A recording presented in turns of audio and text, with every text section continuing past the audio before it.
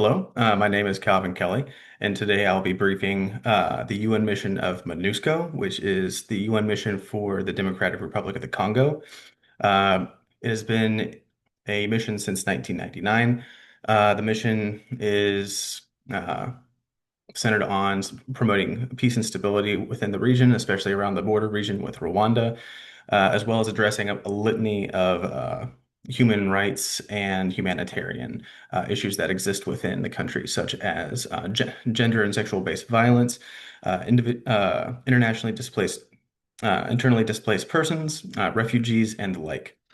So that's kind of going to go into our next part. What can we do with with a budget increase? So, as you may well know, the MONUSCO mission is the costliest UN security force mission in its history, and the peacekeeping forces are currently being reduced. The current budget, as of latest figures, which was in 2022, was $1.1 billion, just a hair more than that. In order to continue to abide by UN Resolution 2717, which is the drawdown of peacekeeping forces within the Democratic Republic of the Congo, budget should be reallocated towards humanitarian and government building initiatives. And this could be accomplished by maintaining the current budget or also increasing it.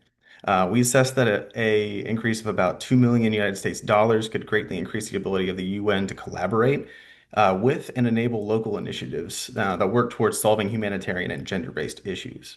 The UN peacekeeping mission should also be reevaluated and be tailored to fill the capability gaps of the DRC forces that are taking the primary role of peacekeeping within the Rwandan border region. Their current capability gaps are a lack of fixed and rotary wing air support, as well as gaps in their intelligence, surveillance, and reconnaissance ISR assets.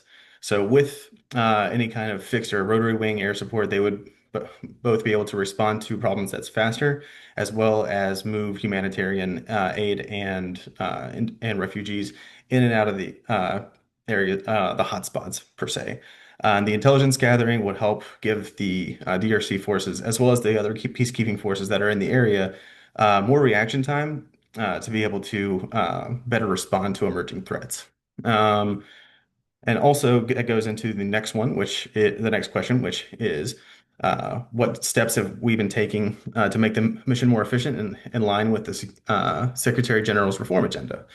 As the peacekeeping footprint continues to draw down, the funding should be refocused on supporting the government and humanitarian needs. The mission has extensively worked with regional and local coalitions, organizations, and businesses to create buy-in and reduce reliance on UN peacekeeping and outside humanitarian efforts.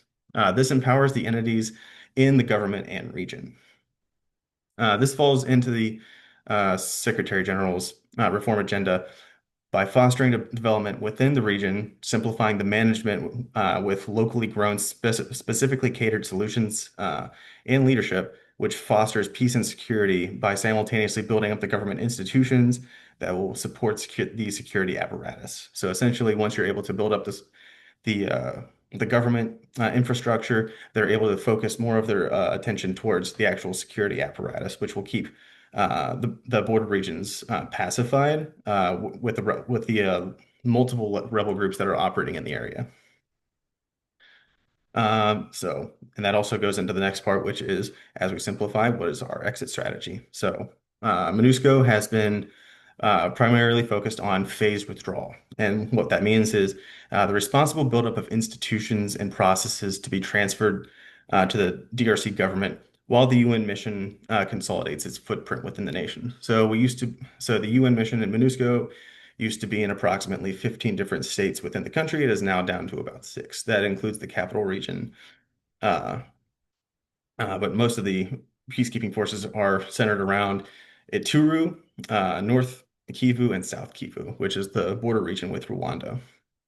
Uh, the focus has been on building the defense, promotion of the national reconciliation of the rebel groups through the security sector, and regional diplomacy initiatives to help ease the tensions within that region. Uh, these all call for an increase in resources. So see above budget uh, increase request that we've put forward, and this will help enable effective transition.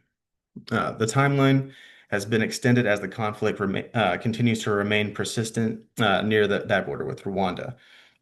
And this mission will continue to reevaluate and adjust based on needs and not rigid timetables. So essentially, we're not trying to stick on a rigid timetable, which could lead to the UN peacekeeping drawing down too much without actually building up the requisite institutions that would have that kind of staying power and that resiliency uh, to go up against any other conflict that would arise in that region should the conflict start to spark up again. So essentially, hey, we're going to uh, reevaluate and see where we are, and then adjust our timetable off of that, and not the other way around. This leads us into our next question of uh, what steps have we taken to address the issues of sexual exploitation and abuse with the increased conflict that has been going on in the nation for approximately the last 3 years? In March of 2025, there was a meeting held by an informal expert group on women, peace and security, the Secretary General, and the Democratic Republic of the Congo, and the head of the United Nations. Uh, the stabilization mission in the DRC with Bintu Keita, who is the lead of MONUSCO and the UN country team. Uh, they discussed that there's a large amount of sexual and gender-based violence as well as conflict-related sexual violence within the DRC at the moment, and it's just increasing. There is an urge to implement and increase the national level institutions, no, sorry, initiatives and policies to help address this, as well as developing funds for survivors of sexual violence and explore resources within the region for the region. The focal point is trying to give a voice to women. Focus on women-led organizations that are already existing within the region, uh, particularly the Women for Women International and the Kivana Till Kivana Foundation. These are good starting places, points for the UN to focus and help enable through funding and support. That way, the locally tailored solutions to the problem are homegrown. Uh, there was also a discussion of how they can actually combat this. And the solutions that were put forward is condemn the attacks more strongly and the threats against women, uh, include gender analysis within the nation's policy reforms, call on the Security Council for resourcing for the mission, again, see above budget increase, for also help fund gender response warning systems, so essentially gender violence prevention measures, prevent recruitment of child soldiers, and ensure that soldiers do not exploit girls, women, uh, and anyone who is a refugee in the nation. So this goes in not for just the DRC forces or the EAC forces that are in the area, but also the UN peacekeepers who are helping try to maintain that good standing of the UN as they operate within the nation as peacekeepers. This kind of leads us into our last question, which is explain how great power rivalry and great power dynamics are impacting the mission. So, the DRC and Rwanda have accused each other of supporting rebel groups in each one's nation. So, DRC has accused Rwanda of uh, funding and supporting the March 2023 organization, or M23. The DRC has, I'm sorry, Rwanda has accused the DRC of providing support to the FDLR group, which is which is an ethnic extremist group that operates within Rwandan borders. In February, each nation has committed to a ceasefire in the border region of each nation. And this was as tensions were escalating and there was significant conflict around the city of Goma. With the majority of the South African development community peacekeeping forces pulling out in a timetable from 2024 until this year in 2025, the onus is now falling on DRC force peacekeepers, the East African community or coalition, and UN peacekeepers.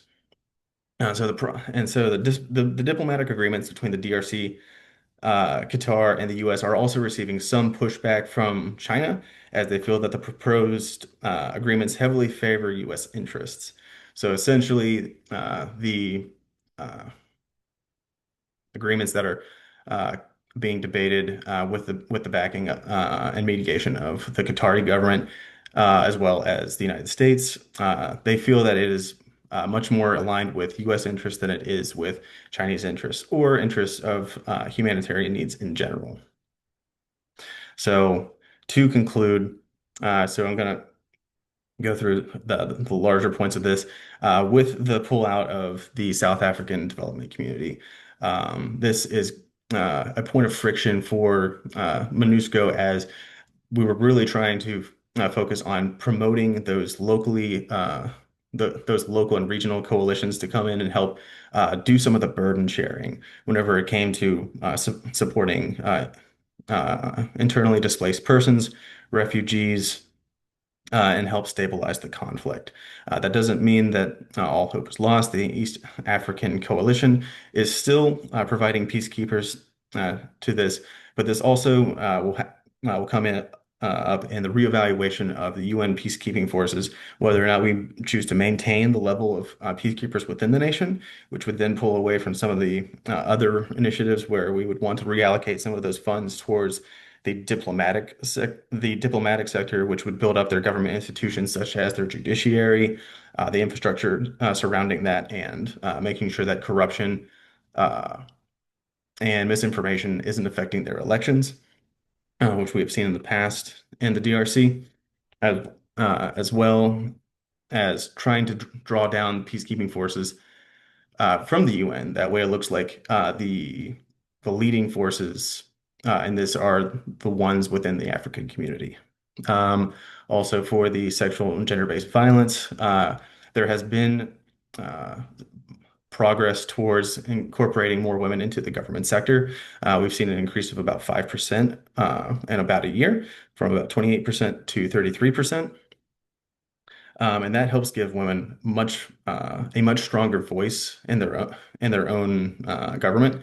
That way, they can affect change and support some of locally uh, these locally operated initiatives like Women for Women International and Kibana Till Kibana.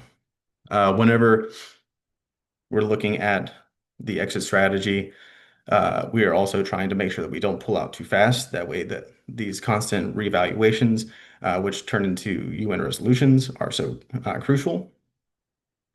But yes, pending any questions that could be sent to my email for the university email, that was my presentation on MONUSCO and the UN mission to the Democratic Republic of the Congo.